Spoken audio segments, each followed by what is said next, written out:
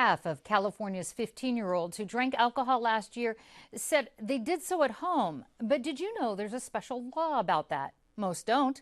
According to a report by county health officials, 17 cities and San Diego County have enacted social host ordinances. But nearly 70% of those people asked weren't aware of those laws. Here to explain the social host law, how it's enforced, and what happens if you ignore it are Assistant Sheriff Patricia Duke and nurse researcher Beth Sias, both with the County Alcohol Policy Panel. Welcome. Thank you very much. Patricia, let's start with you. How does these social host laws differ from the law about serving underage kids drinks?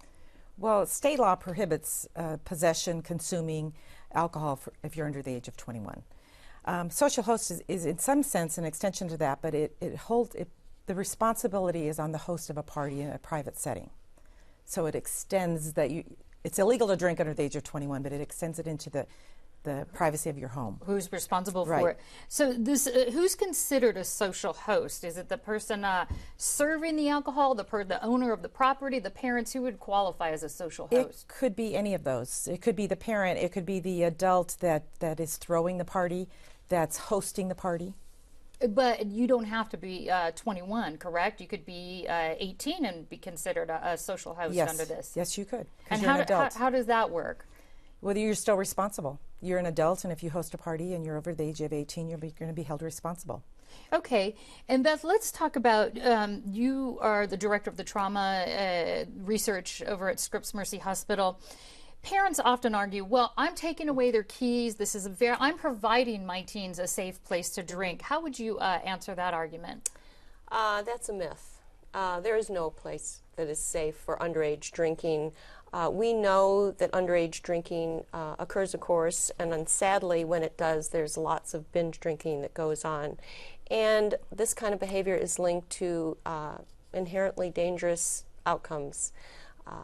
Unplanned sexual activity, increased suicides, homicides, assaults, this kind of thing. And I think you mentioned there was something in regards to how many parties, like the teens feel more comfortable at home, so the alcohol poisoning is a bigger issue. Well, as I said, they're new at the job and they drink heavily, and it doesn't take much to then take too much and have alcohol poisoning, and unfortunately, unless you get yourself to an emergency room, you could die. Okay, let's make this very real life. And right now, Patricia, there's a July 4th party. There's teens there. Mm-hmm. There may or may not be alcohol there. The police is called. How do you go about enforcing this law? Do they go looking for alcohol? What happens? Walk us through that. Well, typically we're not in there to invade on somebody's home party. And we want people to enjoy the holidays, but we want them to be safe. When we get called, typically on a social host violation type call that we receive, it's usually a noise call. And when we respond, and typically it's very obvious. You can look and you see a lot of underage drinking. You see some behaviors. You see folks that are passed out. You see folks that are vomiting.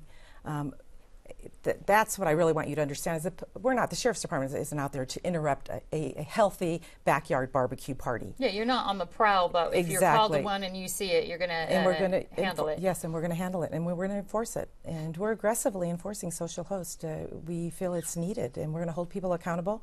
And in fact, we're going to arrest. Social host violators will be arrested. Yeah, that brings me to the penalties. So what are the penalties? You can be arrested, even if you're 18 or adult above. What else? What are the penalties for this? If you knew or should have known that the party was in place and that alcohol was being served or consumed by somebody under the age of 21, you can either be cited or arrested. Like I said earlier, we're going to arrest.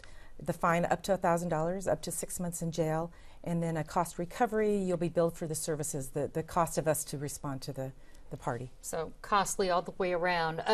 Beth, I think I'm going to end with this. There's some reasonable steps that have been developed that a host can take to prevent underage drinking. Can you tell us about some of those reasonable steps? Yes, and these are written into the law as an expectation. You can control the access to the alcohol of the minors. You can control the amount of liquor that's being served at the party. Pick other alternatives, for example. Don't serve too much. You need to check the IDs. You need to verify the age of these young people and make sure that they don't have access. And then finally, supervise and monitor so that access is not they can't access the alcohol. All right. Thank you both so much. I want to let people know that there's a whole lot of more information on this and links to the sheriff's website. So before that July 4th party, that people can check it out on our website, kpbs.org. Thank you both so much. Thank you so much.